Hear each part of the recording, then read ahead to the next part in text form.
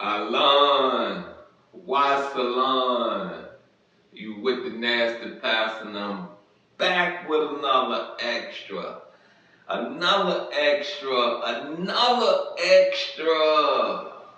Peep this out, the intro should tell you this has taken a twist, this has taken a turn into the Kemetic culture.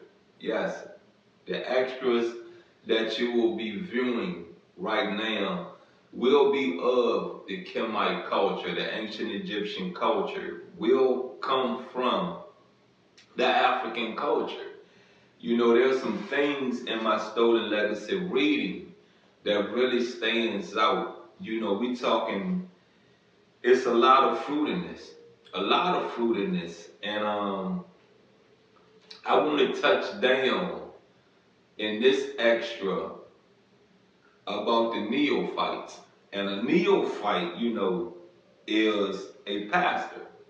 You get what I'm saying? It's someone that a priest, someone that understands the scriptures, someone that goes on to have a congregation, a following that understands the message from our demiurge that is being shared to the to the congregation. You understand what I'm saying? I hope I haven't talked in a circle or said it in a way that you don't get. You got what I'm saying? I hope you really get it. But we're gonna look up the word neophyte. And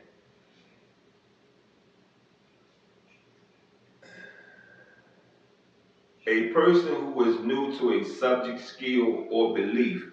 Now we're going to get into neophyte definition.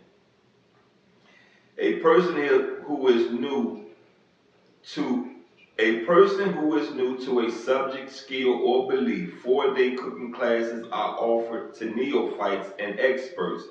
Now, dissimilar, a new convert to a religion, a novice in a religious order, or a newly ordained priest. You understand me? You get it? You get all these meanings they give you at a neophyte. And the particular part that we're getting into, we're talking to you priests. Because somewhere along the way you have lost your way.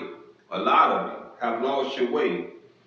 And to be honest with you, I'm going to take it deep because like I said, all of us have a testimony. All of us are able to minister. You get me? All of us are able to minister. So we all are messengers of whom we pray to because we all have a life that we're walking through of trials and tribulations, struggles, happiness. You get what I'm saying? We all have that going on in our life. We all have a message. We all have an understanding. So I'm going to break this down to a more larger form and take it just not on priests, but I'm going to take it on mankind. You feel what I'm saying? There's some things in the 10 fetters I struggle with. There's some things in the 10 fetters I struggle with. It's one mainly I struggle with, and we're really going to get into that one. You got what I'm saying when we get to it. But today's extra is going to be on controlling your thoughts. You understand what I'm saying? Controlling his thoughts. Now, I don't know if you caught that particular reading. I don't know if you even understood that particular reading when I spoke to you and I said, you know what I mean? It's a sin to think evil. You get what I'm saying? It's a sin to think evil. I have to catch myself sometimes. I do. I have to catch myself sometimes because I sit there and I think about killing people. I sit there sometimes, I think about doing the most devilish acts, and I have to cut it off. I have to realize, you know what I mean, you're sinning. That is what you're doing, you're sinning. You understand what I'm saying? And I'm gonna go a little bit more deeper. There are some people that sit around and think about how they're gonna don't how they're gonna um how to put this, how to say this, because you know I look at a lot of movies. You understand what I'm saying? I look at a lot of movies. But there are people that sit around and think about how they're gonna take your woman from you. You get what I'm saying? How they're gonna sit there and and and and and let me say this to you. You know, a step by step um um um works of actions to make this possible. You get what I'm saying? So when I tell you I learned whatever comes into my head, I put it out to the public. You understand what I'm saying? Whatever thoughts come in my head, I got to get it out of my head because then I'm going to act on it. You understand what I'm saying? I'm going to act on it. So I have to relieve it from out of my head because it comes from anywhere. And that's why I said to my, I wrote a post and I said to my cousin, his name Alfred Lamont Williams. You know what I mean? That's my favorite oldest son. He used to do some terrible things to me when I was a child. You know what I mean? When I was a kid, a teenager in high school, cheating on women. You got what I'm saying? Just living a lifestyle in these streets. You got what I'm saying? And like I told that man, you know what I mean? This woman that I found attractive. You got what I'm saying? I made a post about it. It wasn't the first time. I made a post about it and I told this man straight up, I'm going to do you the same way you did me. You understand? If I see you with her, I don't even care if you're married with her. If I see you with her, I'm going to holler in front of your face. You understand what I'm saying? As far as I'm going to take it as far as she allowed me to take it. I don't care if he speak up. I really don't. I'm going to show him that what you done to me long time ago, this is what I'm going to do to you. So your best bet, even if I'm wrong with her being his wife, her being his woman, and it's not her and it's somebody else, look, tell your woman speak up. You give me Alfred Lamont Williams. If you're looking at this, if you're viewing this, you better get your woman to speak up. You get it? Or you better get your apologies together whenever we see each other face to face. You know how I feel about you. You get me? I'm not saying I'm right. I'm not saying I'm wrong. But what I'm going to do is not be a hypocrite and explain to you the 10 fetters that we are to follow. These are like the 10 commandments. You get what I'm saying?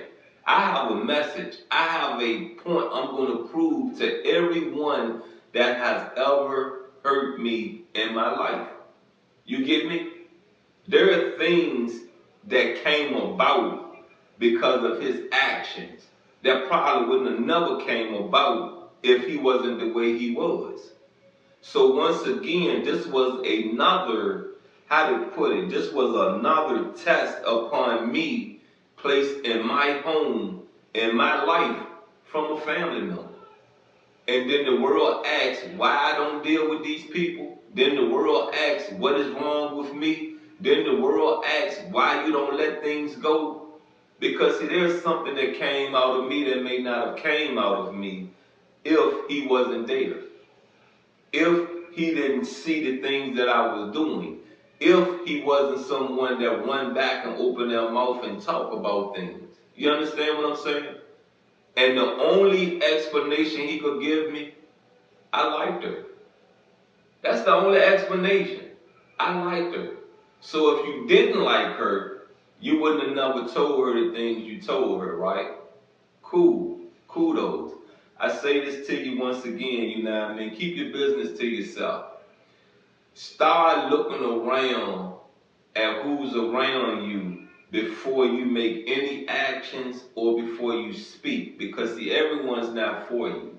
You will find out in your travels, your mother's not. Sometimes your mother not even in your corner. Your mother is against you. Your dad against you. Your brother is against you. You understand? You get what I'm saying? There are things that people provoke, and yes, it's a test. Yes, they're not responsible for your actions, but don't they add the fuel to that fire? I rest my case. And I say this to you once again, you got what I'm saying? Let's continue to work on our virtues. This particular virtue that we're talking about is control your thoughts. You get what I'm saying? Control them. Figure out how to move on from any evil thinking. You get what I'm saying? Shut it down. Move on. Cut it off. There are some things that I have proved. You understand what I'm saying? I have proved. You get what I'm saying? I shut it down in a minute. Let me move on from that before I pull myself back into that. You get it? You understand it? Look, you've been with the nasty past, and this has been another extra. I'm out, and I love you.